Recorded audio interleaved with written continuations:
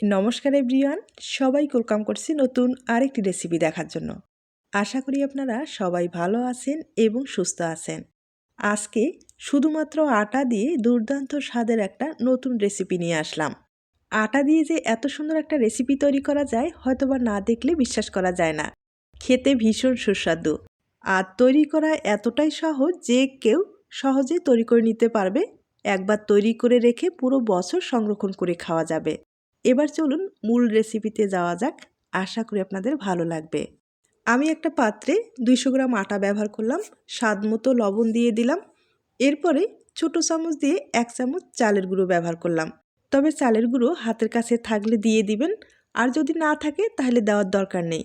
আর 1 চিমটি আমি এখানে বেকিং পাউডারটা ব্যবহার করলাম। বেকিং পাউডার দিলেও হয় অথবা না দিলেও হয়, কোনো সমস্যা নেই, তবে সামান্য পরিমাণে একটু ব্যবহার করলে ভালো হয়। সব কিছু উপকরণ ভালোভাবে একটু মিশিয়ে নেব। আর মিশিয়ে নেওয়ার পরে এখানে কিন্তু নরমাল জল ব্যবহার করা যাবে না। হালকা কুসুম মানে আঙুল যেন চুবানো যায় সেরকম গরম রাখতে হবে, আর সে জলটা ব্যবহার করতে হবে। এবার আমি জল দিয়ে ভালোভাবে একটা বেটার তৈরি করে নেব। আর জলের পরিমাণটা একবারে দেওয়ার দরকার নেই, বেশি কম হতে পারে। তাই অল্প অল্প করে জলটা দিয়ে বেটারটা আমি তৈরি করে নেব। আর আটার ব্যাটার তৈরি করতে গেলে জলের পরিমাণটা কিন্তু একটু বেশি পরিমাণে লাগে। তাছাড়া অনেক দানা রয়ে যায়, দানাটা সহজে ভেঙে যায় না, তাই একটু সময় নিয়ে ভালোভাবে ফেটিয়ে নিতে হবে। আবারও কিছুটা আমি জল ব্যবহার করলাম। এবার খুব ভালোভাবে মিশিয়ে নেব। এবার একটা হ্যান্ড উইচ দিয়ে খুব ভালোভাবে ফেটিয়ে নেব। বেটারটা আমি কিছুক্ষণ ভালোভাবে ফেটিয়ে নিলাম। এরপরেও মনে হচ্ছে অনেকটা দানা রয়ে গেছে। আর দানাটা থাকলে সহজে পিঠাগুলো তৈরি করা যাবে না। তার জন্য যেটা করতে হবে, এই আটার পেস্টটা ভালোভাবে চেলে নিতে হবে। আর চেলে নিলে আর কোনো সমস্যা হবে না, খুব ইজিভাবে ডিজাইনটা তৈরি করা যাবে। এখন আমি বেটারটা খুব ভালোভাবে চেলে নিব। এই আটার পিঠাগুলো খেতে কিন্তু ভীষণ সুস্বাদু। আর পিঠাগুলো তৈরি করতে গেলে কোনো রকম ঝামেলা মনে হবে না, শুধু বেটারটা যদি ঠিকঠাকভাবে তৈরি হয় তাহলে যে কেউ সহজেই তৈরি করে নিতে পারবে।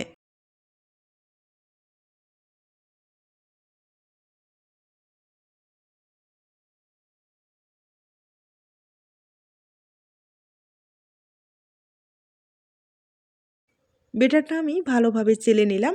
আর এখন কিন্তু ভিতরে কোনো রকম দানা নেই, দেখতেই পারছেন। এখন এই বেটারটা দিয়ে খুব সহজেই পিঠাগুলো তৈরি করা যাবে। তবে আপনাদের হাতে সময় থাকলে বেটারটা 10 মিনিটের মতো রেখে দিতে পারেন, তাহলে ভালো একটা রেজাল্ট আসবে। আর আমার হাতে সময় কম ছিল, তাই একটা হ্যান্ড উইচ দিয়ে আর কিছুক্ষণ আমি একটু ফেটিয়ে নিলাম।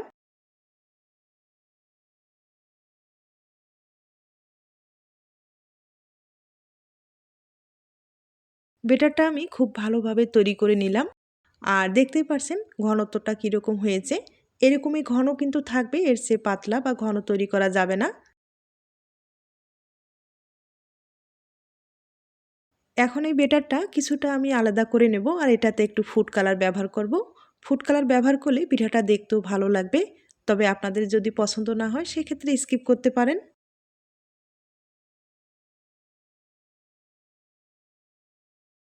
আমি সামান্য পরিমাণে পিঙ্ক কালার ব্যবহার করলাম, আপনারা যে কোনো কালার ব্যবহার করতে পারেন।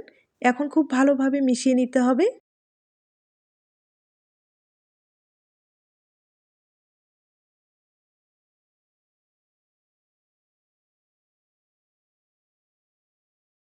আমি বেটারগুলো ঠিকঠাকভাবে রেডি করে নিলাম।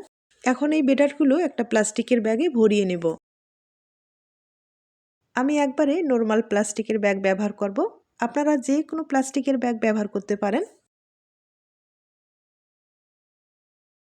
কিছুটা বেটার আমি কিন্তু প্লাস্টিকের ব্যাগে ঢুকিয়ে নিলাম। একবারে প্লাস্টিকটা ভর্তি করা যাবে না, সামান্য পরিমাণে করে ব্যবহার করতে হবে, না হলে ডিজাইনটা তৈরি করতে গেলে সমস্যা হয়ে যাবে। এবার প্লাস্টিকের মুখটা ভালোভাবে বেঁধে দিতে হবে। একইভাবে যে ফুড কালারটা ব্যবহার করলাম সেটাও আমি প্লাস্টিকের ব্যাগে ভরিয়ে নেব। এই পিঠাগুলো মূলত চালের গুঁড়ো দিয়ে তৈরি করা হয়। অনেক সময় দেখা যায় কি হাতের কাছে চালের গুঁড়োটা থাকে না। চালের গুঁড়ো ছাড়া আটা অথবা ময়দা দিয়ে খুব সহজেই আপনারা তৈরি করে নিতে পারেন। আর আটা ময়দার যে পিঠাগুলো না খেতে ভীষণ ভালো হয়, চালের গুঁড়োর চেয়ে কোনো অংশে কম হবে না, বরঞ্চ আটা ময়দার যে পিঠাগুলো খেতে সবচেয়ে বেশি ভালো হবে।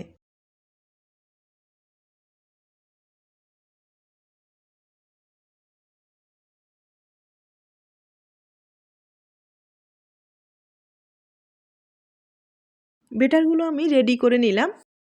এবার চুলায় একটা ফ্রাই প্যান বসিয়েছি, হালকা করে গরম করে নিলাম। টিস্যু পেপার দিয়ে সামান্য পরিমাণে একটু তেল লাগিয়ে নিতে পারেন। ফ্রাই প্যানটা হাই হিটে গরম করার পরে চুলার হিটটা একটু কম করে দিতে হবে। এরপরে পিঠাগুলো তৈরি করে নিতে হবে। আমি কিন্তু ঘুরিয়ে ঘুরিয়ে এভাবে একটা ডিজাইন তৈরি করে নিলাম।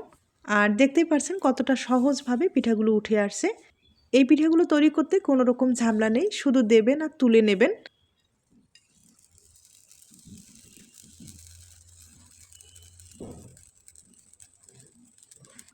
এই পিঠাগুলো তৈরি করার পরে এগুলো কিন্তু রোদ্রে শুকাতে হবে। তবে রোদ্রে শুকাতে বেশি সময় লাগে না, 1 হইতে 2 ঘন্টার মতো হলেই রোদ্রে শুকিয়ে যাবে। আর শুকানোর পরেই কিন্তু আপনারা সংরক্ষণ করতে পারেন। তবে আপনারা চাইলে এভাবে কিন্তু আটা দিয়ে নুডলস হিসাবে খেতে পারেন, খেতে খুব ভালো লাগবে। একই প্রসেসে তৈরি করে নিতে হবে, এখানে কিন্তু কোনো রকম আলাদাভাবে কিছুই করতে হবে না। এভাবে তৈরি করার পরে আপনাদের পছন্দ মতো যে কোনো সবজি দিয়ে নুডলস তৈরি করে খেতে পারেন, বাচ্চারাও ভীষণ পছন্দ করবে। আমি একইভাবে কয়েকবার আপনাদের তৈরি করে দেখিয়ে দিচ্ছি।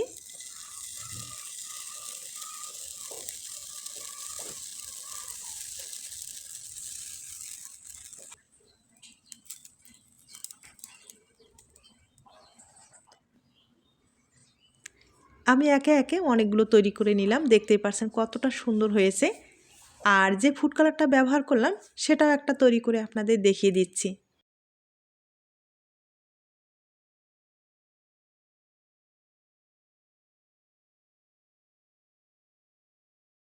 আমি আপনাদের অনেকগুলো তৈরি করে দেখিয়ে দিলাম। আর একইভাবে সবগুলো তৈরি করা হয়ে গেছে, একবার দেখিয়ে দিচ্ছি। দেখতেই পাচ্ছেন আমি কিন্তু অনেকগুলো তৈরি করে নিলাম। আর এগুলো কিন্তু এখন রোদ্রে শুকাতে হবে। রোদ্রে শুকালে আপনারা দীর্ঘদিন পর্যন্ত সংরক্ষণ করতে পারেন, কিংবা নুডলস হিসাবে খেতে চাইলে এভাবে তৈরি করে যে কোনো বক্সে ভরিয়ে নর্মাল ফ্রিজে রেখে 7 দিন পর্যন্ত সংরক্ষণ করে খেতে পারবেন। আর পিঠা হিসেবে খেতে চাইলে এগুলো কিন্তু রোদ্রে শুকিয়ে সংরক্ষণ করতে হবে। কিভাবে রোদ্রে শুকাতে হবে আমি একবার দেখিয়ে দিচ্ছি। এগুলো কিন্তু এখন যে কোনো একটা সুতির কাপড়ে বা প্লেটে ভালোভাবে ছড়িয়ে দিতে হবে। আমি কিন্তু সবগুলো ভালোভাবে ছড়িয়ে দিলাম। আর ছড়িয়ে দেওয়ার পরে যদি রোদ থাকে 1 থেকে 2 ঘন্টার মতো হলেই খুব ভালোভাবে শুকিয়ে যাবে। শুকানোর পরে কিন্তু সংরক্ষণ করা যাবে। আর যদি রোদ্রের ব্যবস্থা না থাকে সেক্ষেত্রে যেটা করতে পারেন, ফ্যানের নিচে রেখে কিন্তু শুকাতে পারেন। আর এগুলো খুব সহজে শুকিয়ে যাবে, এতটাই হালকা। শুকানোর পরে কিন্তু সংরক্ষণ করা যাবে, কোনো সমস্যা নেই। আমি কিন্তু রোদ্রে শুকিয়ে নিলাম, একবার দেখিয়ে দিচ্ছি। আর শুকানোর পরে দেখতেই পাচ্ছেন কতটা সুন্দর হয়েছে, একবারে মুচমুচে হয়েছে। আর এরকম মুচমুচে যদি হয় না, সেক্ষেত্রে যে কোনো বক্সে ভরিয়ে এগুলো কিন্তু পুরো বছর সংরক্ষণ করা যাবে। এবার আমি এখান থেকে কিছুটা নিয়ে ভেজে আপনাদের দেখিয়ে দিচ্ছি। আর বাকি যেটা থাকবে সেটা সংরক্ষণ করে রেখে দিব। তেলটা হালকা আঁচে গরম করার পরেই কিন্তু ভেজে নিতে হবে।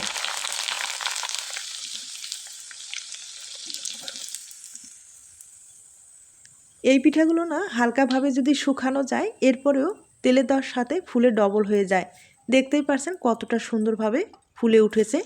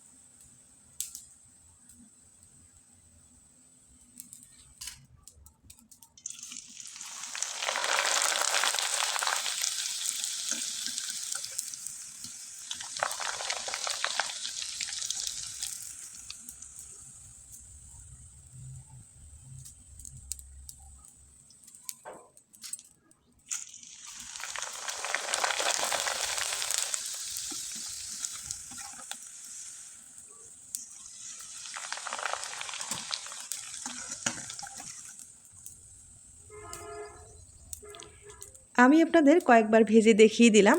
আর যে ফুড কালার ব্যবহার করলাম সেগুলো 2বার ভেজে আপনাদের দেখিয়ে দিচ্ছি। আর এগুলো পিঠা না ভাজতে বেশি সময় লাগে না, তেলে দেবেন আর তুলে নেবেন। আর দেখতেই পাচ্ছেন তেলে দেওয়ার সাথে ফুলে একবারে ডবল হয়ে যায়। খেতেও কিন্তু ভীষণ সুস্বাদু, আমি আবারও বলছি। আর ঝামেলা ছাড়া কিভাবে তৈরি করা যায় সেটা তো দেখতেই পারলেন।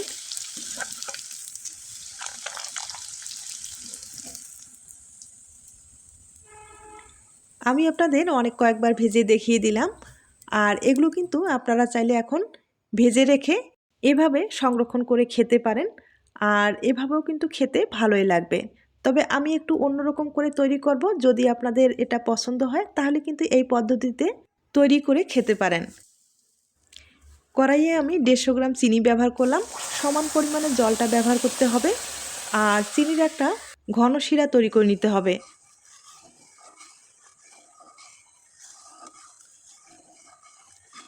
শিরাটা কিছুক্ষণ ভালোভাবে জ্বালিয়ে নিতে হবে। আর যখন একটু ঘন হয়ে আসবে হাতের মধ্যে একটু চেক করতে পারেন আঠালো হয়েছে কিনা। যখন শিরাটা পুরোপুরি আঠালো হয়ে যাবে তখন কিন্তু পিঠাগুলো ঢেলে ভালোভাবে নেড়েচেড়ে নিতে হবে। এভাবে কখনো খেয়েছেন কিনা জানি না, আমার মনে হয় এখনও আপনাদের খাওয়া হয়নি। তবে একবার হলো খেয়ে দেখবেন, খেতে কিন্তু ভীষণ সুস্বাদু, আমি আবারও বলছি। তাই একবার হলো এই পদ্ধতিতে আপনারা পিঠাগুলো তৈরি করে দেখুন। আপনারা নিজেরাই অবাক হয়ে যাবেন খেতে এতটা ভালো হয়, তাও আবার আটা অথবা ময়দা দিয়ে।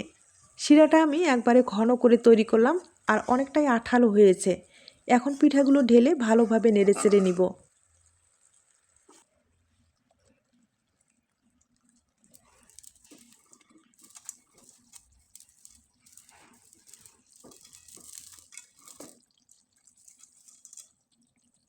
পিঠাগুলো দেওয়ার পরে এবার কিন্তু কিছুটা আমি এখানে চীনাবাদাম দিয়ে দিব, তাহলে খেতে কিন্তু আরও ভালো লাগবে। এবার খুব ভালোভাবে নেড়েচেড়ে নিতে হবে। আর এখন চুলা আঁচটা একবারেই লোতে থাকবে। আমি খুব ভালোভাবে নেড়েচেড়ে নিব। এভাবে পিঠাটা তৈরি করার পরে ঠান্ডা করার পরে কিন্তু যে কোনো বক্সে ভরিয়ে পুরো মাস সংরক্ষণ করতে পারবেন। খেতে যে এতটা ভালো হয় না, আমি বারবার একই কথা বলছি। তবে অবশ্যই বাড়িতে একবার হলো এই পদ্ধতিতে তৈরি করে দেখবেন, আপনার ফ্যামিলি অনেক পছন্দ করবে।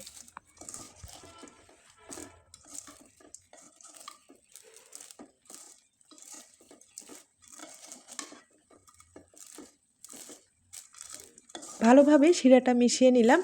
এবার আপনাদের পরিবেশন করে দেখিয়ে দিচ্ছি। ছোট্ট একটা রিকোয়েস্ট থাকবে, রেসিপিটি ভালো লাগলে একটা লাইক দিতে ভুলবেন না। আর অবশ্যই বাড়িতে ট্রাই করে দেখবেন। আজ আমি এখানেই শেষ করলাম। নতুন কোনো রেসিপির সাথে আবার দেখা হবে। সবাই ভালো থাকবেন এবং সুস্থ থাকবেন।